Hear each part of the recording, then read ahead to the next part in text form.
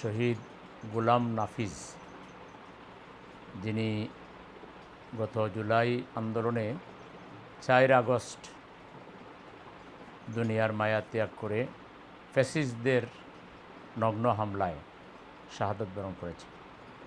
তিনি সম্ভবত দুপুরের পরের দিকে আক্রান্ত হয়েছিলেন। আসরের পরে তাকে মৃত মনে করে একটা রিক্সাওয়ালা তাকে হাসপাতালের দিকে নিয়ে যাচ্ছিল, অনেকটা ডেড বডি মনে করে। কিন্তু তখন পর্যন্ত নাফিজ আসলে বেঁচে ছিলেন, কিন্তু তাকে যদি প্রপার টেক কেয়ার করা হতো, দ্রুত হসপিটালাইজ করা হতো, চিকিৎসার ব্যবস্থা করা হতো, হয়তো বা নাফিজ বেঁচে থাকতেন। কিন্তু সেই সময়ের ঘটনা আমরা জানি যে পানি পানি বলে চিৎকার করেছে আমাদের আহত ভাইরা, তাদেরকে পানি দেওয়া হয়নি। হাসপাতালকে বলা হয়েছিল এদের কোনো ট্রিটমেন্টের দরকার নেই, এরা বিনা ট্রিটমেন্টে মারা যাক। মা কাছে গিয়ে সন্তানকে দেখার জন্য আকুতি করেছে যে একটাবার শেষবারের মতো সন্তানটাকে একটু হাত বুলিয়ে দেই, মাথা বুলিয়ে দেই, কথা বলি, সুযোগ দেওয়া হয়নি।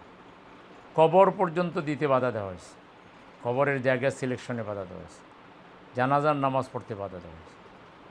এইটা তো শত্রুর সাথে, শত্রু দেশের সাথে শত্রুর যুদ্ধেও এই আচরণ হয় না।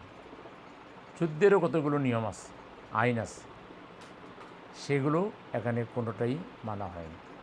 আমরা এই মুহূর্তে শহীদের বাসায় আছি। তার বড় ভাই তার বড় ভাই গোলাম রাসেল আমার ডান পাশে বসা, শহীদের মা আমার পাশে বসা।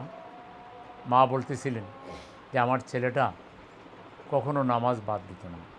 মা বলেছিল যে ছেলে বলেছিল, মা আমি শহীদ হয়ে যাই, শহীদ হলে দুনিয়াতেও করলাম, আখেরাতেও করলাম। মা কি, মায়ের মন কি সেটা চায়? মা বলছে, না বাবা, তুমি চলে গেলে আমি বেঁচে থাকবো কীভাবে? তুমি বেঁচে থাকো।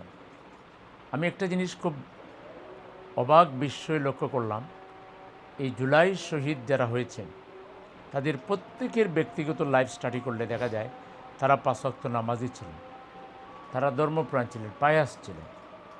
তারা এক আল্লাহ ছাড়া আর কাউকে ভয় করতেন না, আল্লাহ ছাড়া আর কাউকে পরোয়া করতেন না। এই ধরনের ব্যক্তিরাই আল্লাহ কবুল করেন। আল্লাহ বলেছেন, ওয়াত্তাখিযা মিনকুম শুহাদা, আমি তোমাদের মধ্য থেকে কিছু লোককে শহীদ বানাবো। শহীদ যে কেউ চাইলে হইতে পারে না। ইসলামের বীর সেনানী খালিদ বিন ওলীদ মৃত্যুর সময় গণিয়ে আসলে বিছানায় কাঁদতেছিলেন। তার 12 জন সন্তান ছিল। দৌড়ে এসে জিজ্ঞেস করলো, বাবা কি চাও, কি প্রয়োজন বলো, আমরা পূরণ করে দেব। তিনি বললেন, আমি এমন এক প্রয়োজনের মুখাপেক্ষী যেটা তোমরা পূরণ করে দিতে পারবে না। আমি শত্রু শিবিরের সম্মুখ পানে গিয়ে যুদ্ধ করেছি, আমার বড় ইচ্ছে ছিল আল্লাহর প্রতি শহীদ হব, কিন্তু আল্লাহ আমাকে শহীদ হিসেবে কবুল করেন। শাহাদাতের জন্য স্বয়ং রাসূলে মকবুল সাল্লাল্লাহু আলাইহি সাল্লাম নিজে আকাঙ্ক্ষা করেছেন যে আমার বড় ইচ্ছে আল্লাহর প্রতি শহীদ হই, আবার জীবিত হই, আবার শহীদ হই, আবার জীবিত। নবী শাহাদাতের মৃত্যু কামনা করেছে, তো সেই মৃত্যু নসিব হয়েছে, শাহাদাত নসিব হয়েছে শহীদ গোলাম নাফিজের। তিনি সৌভাগ্যবান মানুষ, তার মা বাবাও সৌভাগ্যবান মানুষ, তার ভাইও সৌভাগ্যবান মানুষ।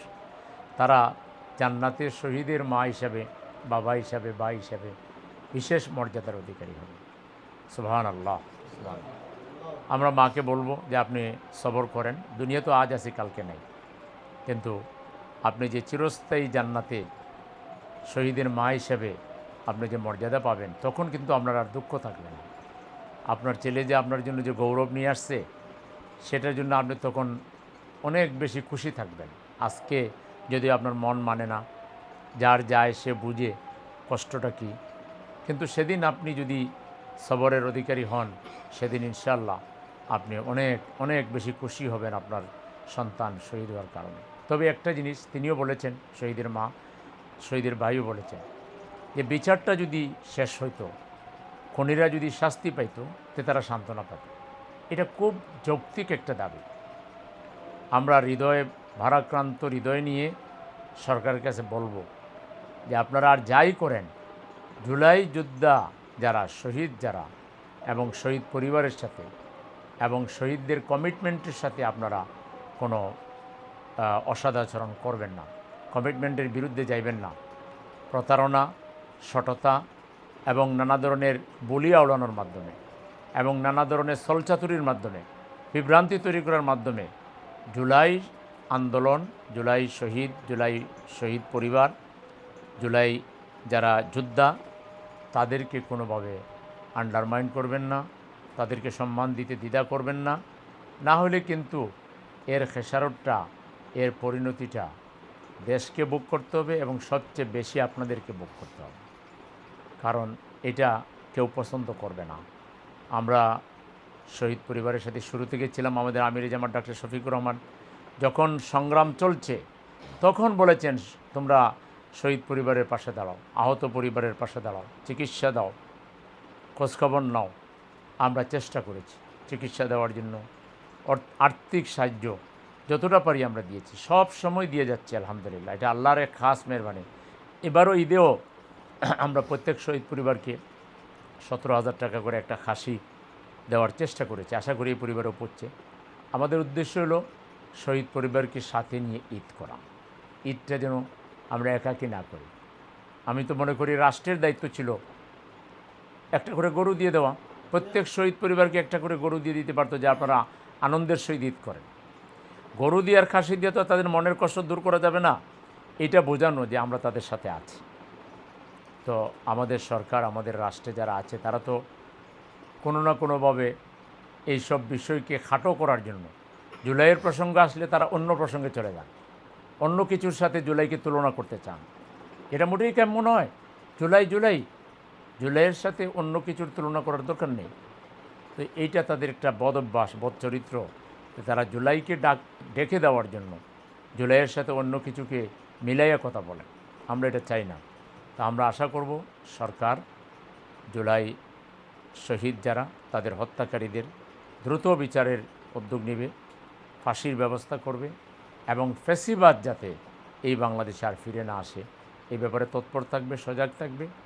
এবং তাদের যে মূল স্লোগান ছিল ওই ওয়ান জাস্টিস, সেই জাস্টিস প্রতিষ্ঠায় সরকার এবং দেশের সবাই মিলে আমরা যেন জাস্টিস প্রতিষ্ঠার দিকে যেতে পারি। জাস্টিস প্রতিষ্ঠার জন্য যে দল কাজ করে মেনলি এদেশে নেতৃত্ব দিচ্ছে যে দল, সেই দলকে যেন সরকার খাটো করে না দেখে, বা সেই দলকে যেন সরকার কোনোভাবে সেই দলের বিরুদ্ধে চক্রান্ত ষড়যন্ত্রে যেন লিপ্ত না হয়। কারণ এই জুলাই যোদ্ধাদেরকে মনে প্রাণে ধারণ করে জামাত ইসলাম।